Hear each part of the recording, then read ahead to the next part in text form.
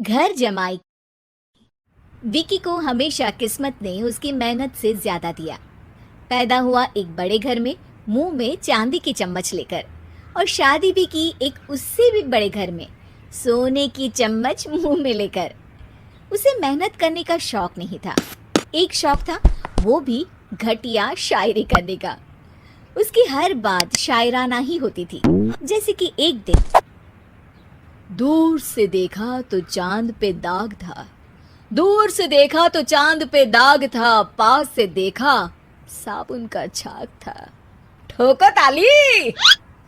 अरे ऐसी शायरी करोगे तो ताली तो पता नहीं, कोई तुमको ही ठोक देगा।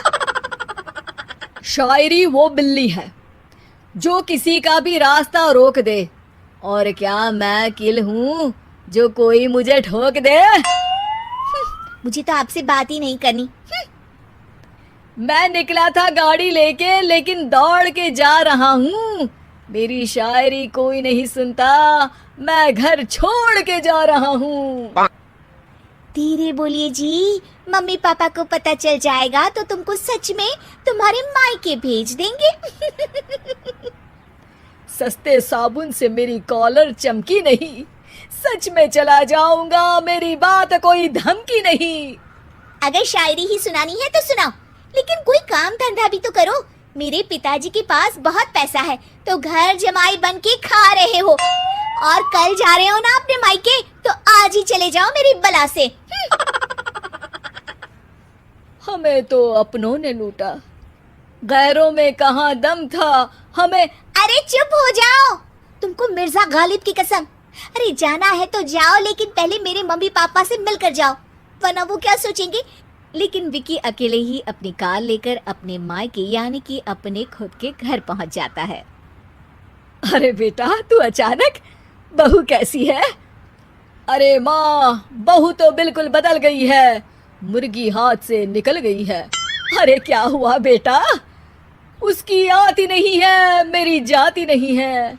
मैं करता हूँ शायरी, उसे भाती नहीं है। मेरे पास उसका फोन आया था बेटा, सही कह रही है वो। तुमको काम करना चाहिए, तभी तो इज्जत मिलेगी। घर जमाई बनके सास ससुर के पैसों पर कब तक ऐश उड़ाते रहोगे? मेरी जिंदगी में हर तरफ से उंगली हो रही है, फोन पर मेरी चुगली हो रही है। अरे चुगली नहीं कर रही थी बहू, वो तेरा भला चाहती है बेटा।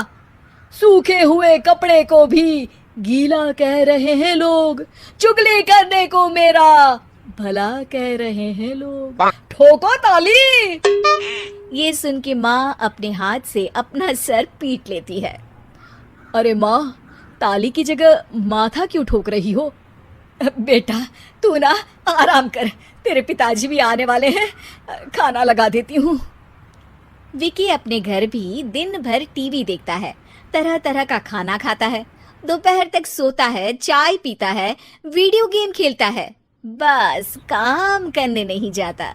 घर में नौकर चाकर है तो बिस्तर से हिलने तक की जरूरत नहीं पड़ती। कई बार तो विकी अपने नौकरों को बिठाकर शायरी सुनाता रहता। कब जाओगे बेटा? अरे कैसी बात कर रहे हैं डैडी, क्या आप मेरे फादर नहीं? आप मुझे भगाना चाहते हैं क्या? ये मेरा घर नहीं। अरे नहीं बेटा, तुम्हारा ही घर है। हम तो चाहते थे कि तुम यहीं रहो और मेरा काम आगे बढ़ाओ, लेकिन तुम ही चले गए घर जमाई बनने। अरे मेहनत तो गधे भी करते हैं, मैं अच्छी किस्मत लेके पैदा हुआ हूँ, मैं घर जमाई हूँ, ससुराल का फूल गेंदा हुआ हूँ। ठोको ताली। पिताजी और माँ सच में ताली बजा देते हैं। ऐसा पहली बार होता है जब विकी की शायरी पर किसी ने ताली बजाई हो। अरे आप लोग सच में ताली बजा रहे हैं? हाँ हाँ बेटा, तुम्हारे ससुर का फोन आया था, बोला जब तक घर जमाई जी कोई काम ना करने लगे हमारे यहाँ मत भेजना।